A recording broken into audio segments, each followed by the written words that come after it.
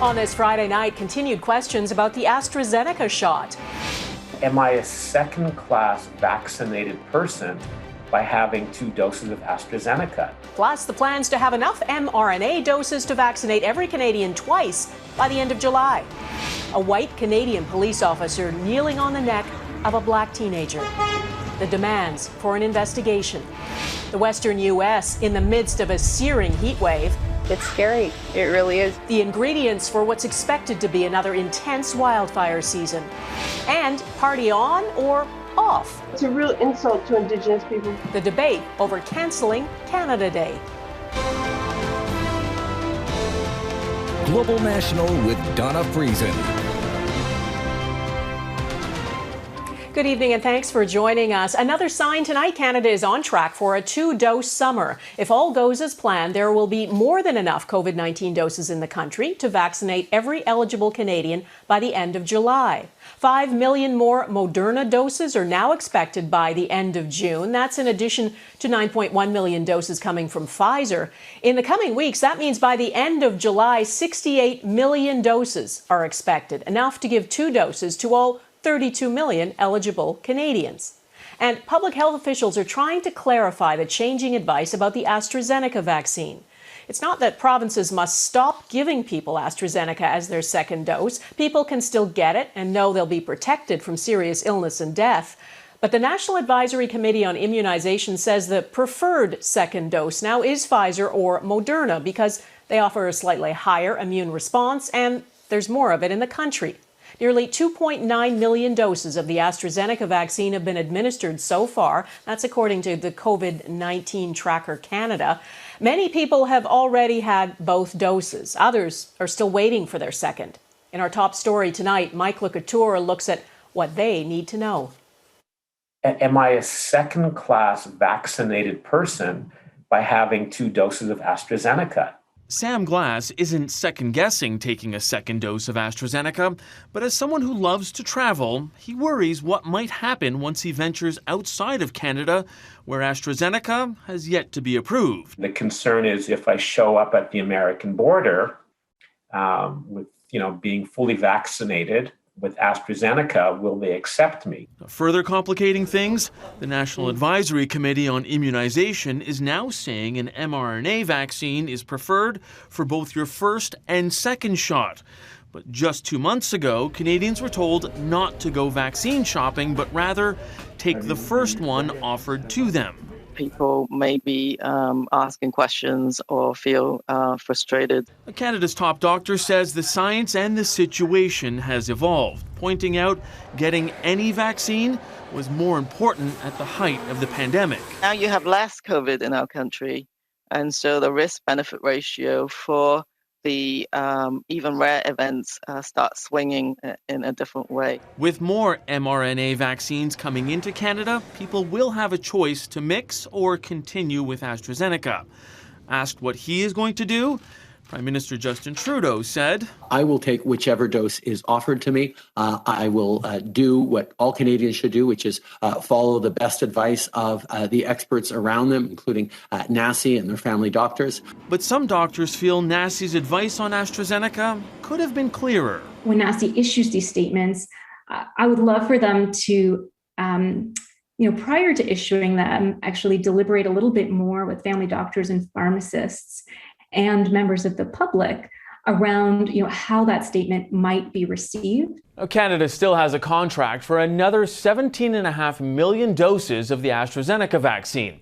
As for what will happen to any unused doses, Procurement Minister Anita Anand reiterated Canada's commitment to donate 100 million doses to other countries in need. Donna? All right, Mike Le Couteur in Ottawa, thanks. The Oxford-AstraZeneca vaccine has been approved for use in multiple countries. It does carry an increased risk of rare blood clots in some people, and because of that, some countries suspended its use. But there is no question it has prevented serious illness and death, including in the UK, where millions of people have received AstraZeneca for both doses. As Crystal Goomansingh explains, as more data comes in, public health experts need to keep adjusting their advice. The pandemic has seen scientists working at breakneck speeds. The constant stream of information, however, can lead to feelings of whiplash or worse, says Dr. Isaac Bogosh. Some people feel that, they might have got a second-class vaccine. I think it's fair to say that that's not really accurate. In fact, this week, Public Health England shared data showing 2 shots of AstraZeneca offered 92% protection against hospitalization when looking specifically at the Delta variant. AstraZeneca has been a pillar of the UK's vaccination campaign. The NHS has delivered this vaccination programme at record speed. It has been a fast and relatively smooth process, but like every other country, there have been changes along the way. 18-year-olds who are now being offered vaccines in England will be given either Pfizer or Moderna. A precautionary move following reports of rare but serious blood clots. In Australia, officials raised the age to 60 and above for AstraZeneca, the health minister noting it's different everywhere. Over 40 in the UK, over 30 in South Korea. No age limits within the prescribed range in Germany whatsoever. The European Medicines Agency on Thursday said that more data has been made available about the benefits of mixing vaccines, and countries may choose again to alter their plans. And it's well known that mixing and matching vaccine often ends up in a better immune response. But people should feel confident that all of the approved COVID-19 vaccines are safe and offer protection against serious illness. Crystal Goomansingh, Global News, London. The restrictions at the Canada-US border were extended again today. Non-essential travel is restricted until July 21st, though Prime Minister Justin Trudeau says there is an interim plan being made to allow fully vaccinated people to travel internationally. First of all, in the initial phase, we're going to be working with the ArriveCan app in ways that people can upload an image of their paper proof of vaccination or online proof of vaccination so that the border agents on their return to Canada can verify indeed that they are fully vaccinated. The Prime Minister says discussions are also underway with the provinces, which are responsible for health records, to develop a national certification system that will be recognized internationally. More details are expected on Monday. We're seeing in different parts of the country that sort of the rate of vaccination for first doses is starting to slightly plateau, and certainly not at the same sort of accelerated pace as it was earlier.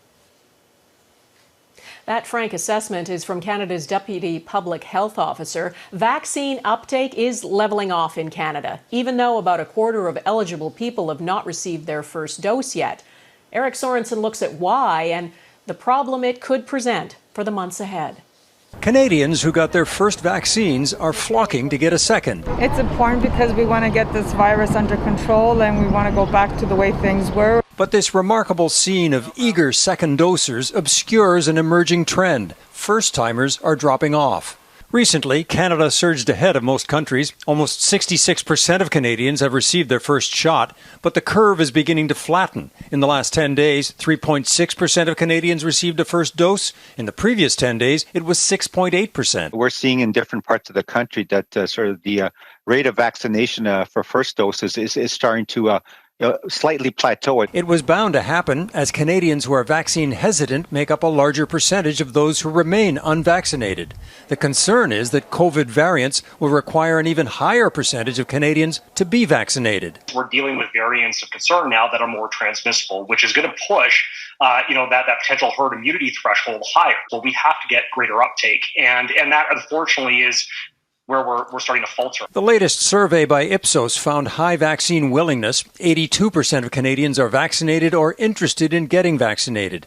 18% are hesitant. About half of that group is unsure, the other half a definite no. The last part of a vaccine campaign is the hardest. If the variant takes hold and we don't have high enough vaccine coverage, what you will see is probably a resurgence in the fall period. Alberta and Manitoba are now offering lottery incentives and other prizes to coax people to get their shots. One bioethicist suggests a life-saving vaccine should be incentive enough, but the prizes are for a good cause. We have to play to win, and unless it's an unreasonable interference on a person's autonomy, if that nudge even represents a couple of percentage, or I doubt it does, but even as much as 5%, I would say it's highly justifiable. Public health officials are now looking at other strategies. Instead of inviting Canadians to mass vaccination clinics, they may turn to smaller outreach programs for the last 20% or so who cannot or will not go to clinics.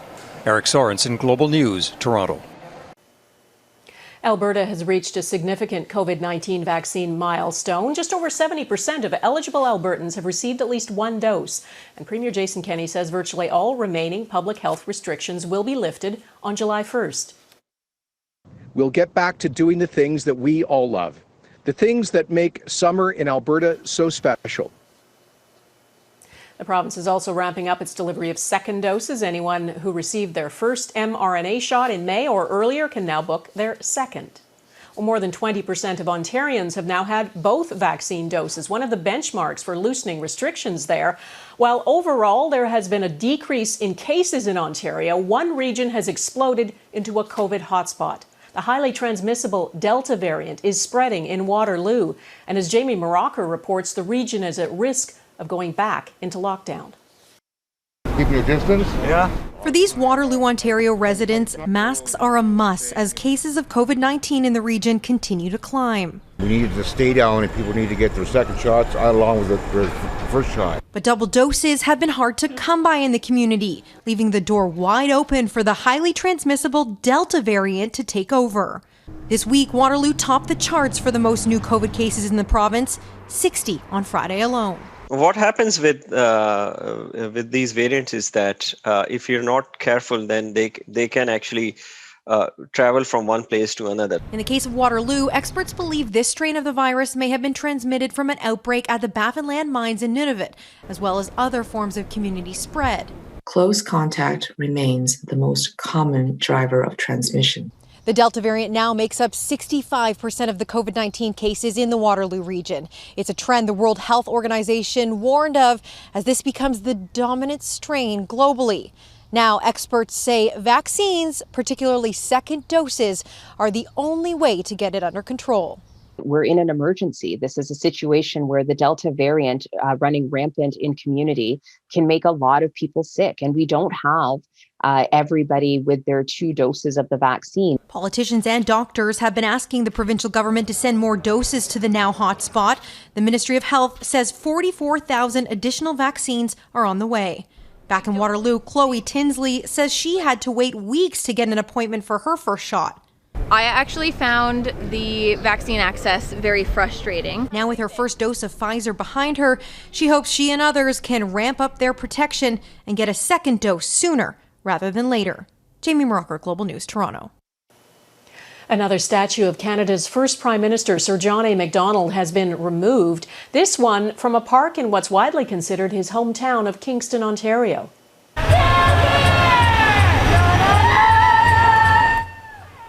It happened early this morning. A crowd gathered to watch. Kingston City Council voted to remove the statue because of Macdonald's role as an architect of the Indigenous residential school system and because of the discovery of what are believed to be the graves of 215 children at the former Kamloops residential school. The statue had been in place since 1895. There are plans to relocate it to the local cemetery where Macdonald is buried. Canada's racist past has some people wondering if Canada Day should be cancelled.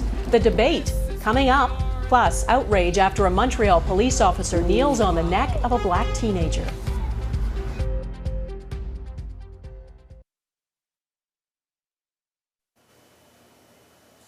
There is relief in the Whiteshell region of Manitoba tonight, where police were searching for a murder suspect. The 4-day manhunt ended early this morning at a house in Belleville, Ontario. The suspect and another man eventually surrendered peacefully after a tense standoff.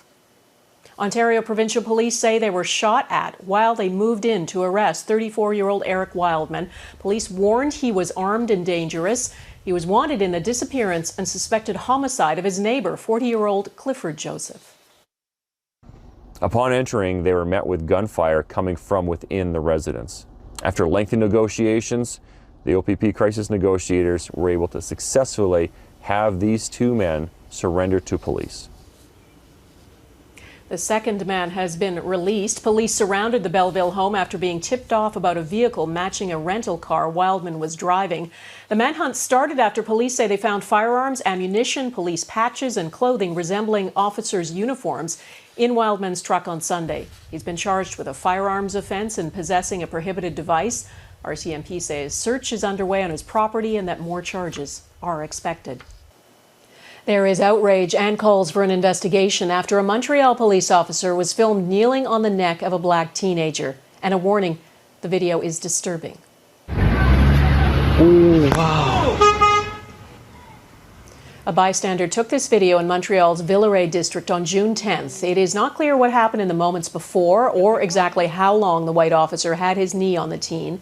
Montreal police say they received a 911 call about a fight at a nearby high school. The teen's mother says the incident has reignited the trauma they felt after George Floyd's death in Minneapolis last year.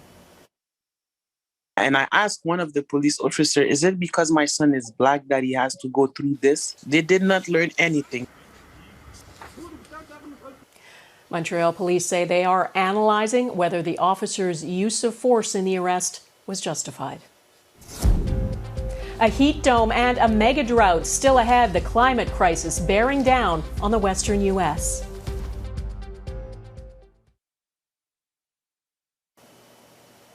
There is a searing heat wave in the U.S., and about 40 million Americans are caught in it. Extreme weather events are becoming more frequent and lasting longer, and climate scientists say it's happening faster than they predicted.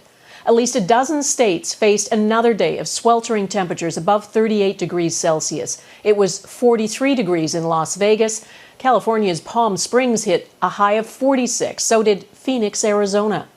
As Jackson Prosco reports, the heat is fueling concerns about an explosive wildfire season. It's already midsummer hot before the season has officially started. It's been pretty hot. Non-stop filling up the water, going in the pool. For millions of Americans, temperatures have soared from the uncomfortable to the unbearable. This season, this summer, is honestly to be one of the worst I've ever experienced. In California's Death Valley, the mercury approached 50 degrees Celsius. In Arizona, doctors have warned that touching a sun-baked doorknob or car handle could cause severe burns. Anyone in the city who's working outdoors, not in a climate-controlled environment, is absolutely at risk for heat stroke or heat exhaustion. That over there used to be an island. The extreme heat comes at a time of severe drought. California's Lake Mendocino has become a desert. A problem because the water is an important source for firefighting planes and helicopters to airdrop. We need water to survive, and it's scary. It really is. Firefighters are already training for what's expected to be another record-setting fire season. They're practicing their craft in these extreme conditions. They work 24-hour shifts, so it is imperative for them to be acclimated to this. Scientists see something more alarming than just another heat wave. They warn this is the consequence of climate change. These heat waves are going to be more common, more intense, and more devastating. Already, residents in California and Texas have been warned the power grid is at its limits. They've been told to conserve or face potential blackouts. This western state heat dome is a dramatic reminder that Mother Nature bats last and she bats 1,000. A preview of what could be a long, hot summer. Jackson Prosco, Global News, Washington. Meanwhile, in Canada, watch this cool move with a cookie and a glass of milk. That's Winnipeg-born CFL player Shai Ross doing a perfect dunk midair. The Edmonton Elks receiver, nice, says he grew up surrounded by gymnasts, and this trick, he claims, took 5 or 10 tries to get right. Not that he's showing off or anything. We're back in a moment. Canada Day is coming up, and this year there's a different feeling. There is much in this great country to celebrate, but much that needs fixing. And there are growing calls to cancel traditional Canada Day celebrations, many saying now just isn't the time. As Robin Gill reports, depending on where you live, the party may or may not go on. It's been almost 2 years since a big Canada Day event like this. The city of Calgary wants to bring it back in a safe way. As much as we are grappling with difficult pieces of history, there is a lot to celebrate. The hashtag Cancel Canada Day is making its rounds on social media sites. It began when the capital of British Columbia decided to put a pause on the party after consulting with First Nations groups in the Victoria area. We really began to understand that they were in a place of mourning and reflection, and that having them participate in a very celebratory event just didn't feel right. The discovery of what's believed to be remains at the site of the former Kamloops residential school has fueled calls to rethink the annual event. But July 1st has always been controversial for its colonial roots. Well, it's a real insult to Indigenous people because it's a celebration of our genocide. Here in Vancouver, Canada Day celebrations normally happen right here at Canada Place. But the port, which puts on the party, is reconsidering its plan, even the idea of a virtual party. A virtual event will go on in Canada's largest city. Toronto is also building a spiritual garden at City Hall to honor survivors of the residential school system. I would hope that part of what takes place that day, in addition to celebrating this great country that we're so fortunate to live in, will be some time of reflection on these issues that have confronted us for a long time with respect to the treatment of our Indigenous people. In the Maritimes, muted plans are moving ahead. But despite the preparations, there's an understanding about the need for reconciliation. The tragedy of the 215 children in BC has certainly put a somber perspective on being Canadian. If anything, this July 1st may be a time to reflect on the many challenges on so many fronts. Robin Gill, Global News, Vancouver. That is Global National for this Friday. I'm Donna Friesen. Tonight's Your Canada is Bellevue, Newfoundland and Labrador. We'd love to see your Canada. Please email it to viewers@globalnational.com. Thanks for watching. Robin Gill will be here at the Anchor Desk over the weekend, and I'll see you again on Monday. Take care of yourselves. Bye-bye.